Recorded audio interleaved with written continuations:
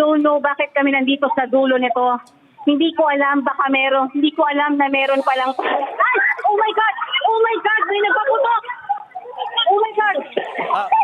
Oh my God! Hoy, Mayan! Huwag kang oh my God na oh my God! Nakakatakot nga naman din yun. Pero, journalist ka dapat, yung tikas mo, huwag ka na sumigaw ng oh my God! Oh my God!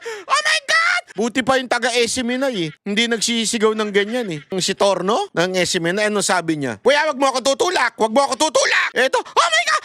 Oh my God! Oh my God! Nandyan ako nanonood sa News 5 Nagko-comment ako Kasi sabihin ba naman ni Mayan, ewan ko, halata kayo Hindi ko alam kung bobo kayo sa barel o talagang tanga lang kayo o baka talagang yun ang instruction sa inyo. Take note planado ito. Nung pinagkakakunik-kunik ko na yung mga nangyari. Lahat ng media sabay-sabay na nagsabi during that live na nagpaputok yung usaa. Una nagpaputok. Yung mga usaa, pag titingnan ninyo, nasa loob ng building. Kung nagpaputok yan, sobrang lakas niyan. Ang ingay niyan. Yung unang putok, kung mapapansin ninyo, mahina. Hindi ganun kalakas. Halatang nanggaling sa labas. Sinasabi nila, pinagbibintangan nila na usaa daw una nagpaputok ng warning shot. Alam mo, mabibingi kayo dyan kung nandyan sa loob yan. Katabi lang nila, kitang-kita At saka ganito, given.